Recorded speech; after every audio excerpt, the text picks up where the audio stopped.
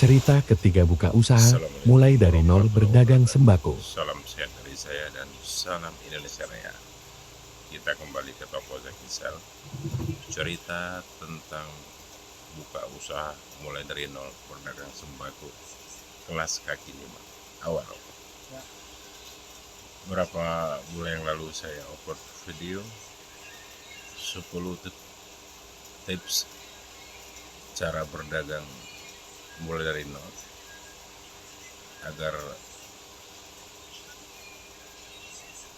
agar mendapatkan omset yang sangat lumayan. Yang pertama, 1 dari 10 itu saya uraikan. Yang pertama menjadi 10. Yang pertama, niat rencana berdagang.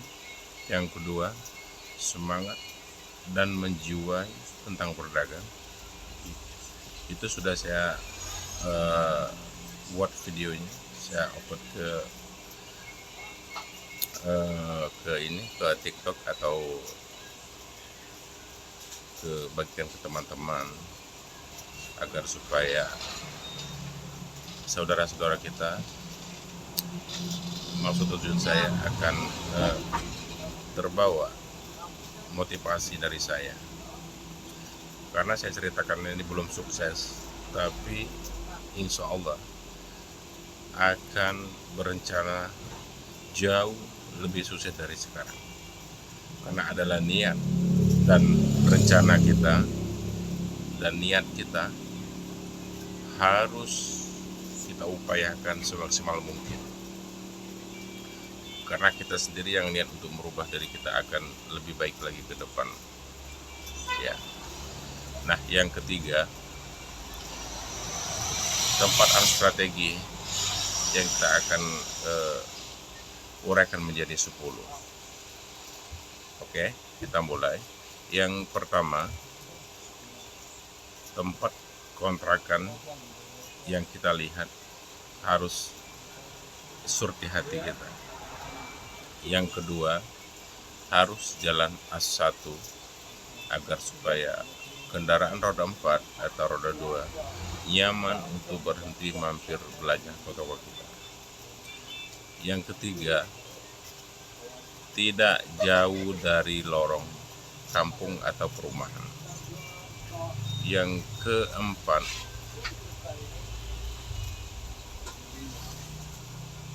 hindari macet, yang terutama tidak harus jauh dari lampu merah. Yang kelima, tidak jauh dari keramaian. Tentunya keramaian itu taman remaja atau kafe-kafe kopi, atau tidak jauh dari Tugu yang tempatnya mangkal anak-anak muda ya. Yang keenam, seharusnya tidak jauh dari perkantoran atau pabrik. Yang ke-8,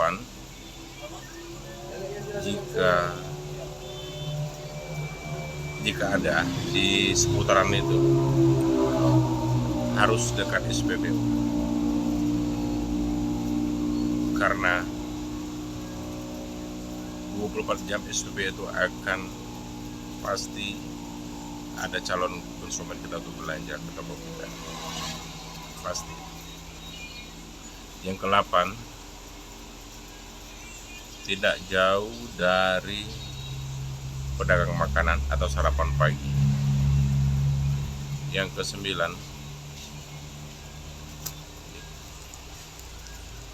jika tempat itu yang kita cari atau kebetulan atau jauh, tidak masalah.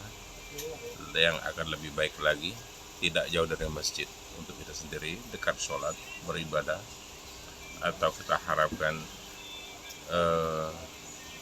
para tokoh agama dan masyarakat yang kembali dari masjid habis sholat, tentu mereka belanja ke tempat kita, terutama subuh jika toko kita buka 24 jam.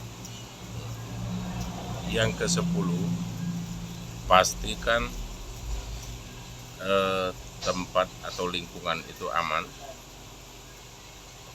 terutama jauhi dari tempat hiburan malam, kafe karaoke yang ada minuman keras atau diskotik. Pastinya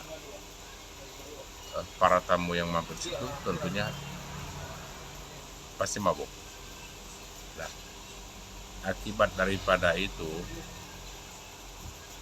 mudah-mudahan mereka hanya hiburan saja, tapi kecil kemungkinan yang tidak sengaja pasti ada yang kelakuan yang tidak baik. Oke. Ya, yang ke-10 sudah kita sampaikan dari 1 sampai 10. Ya, mudah-mudahan masyarakat luas, saudara-saudaraku di mana berada, saya harapkan akan tertarik dengan cerita saya ini.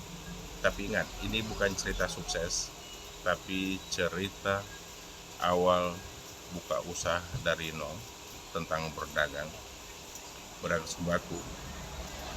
Tentunya berdagang apa saja. Yang mulai kelas kaki 5 dari nol. Karena setiap kesuksesan itu, pengusaha besar tentunya awalnya mulai dari nol.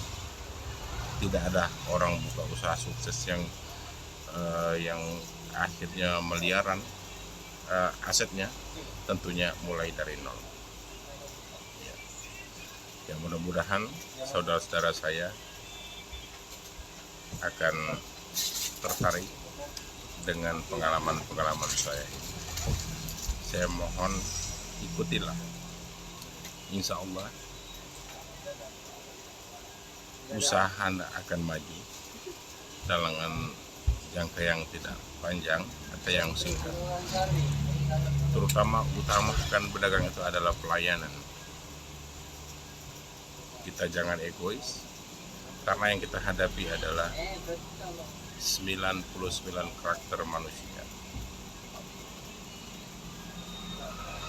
Harus kita layani.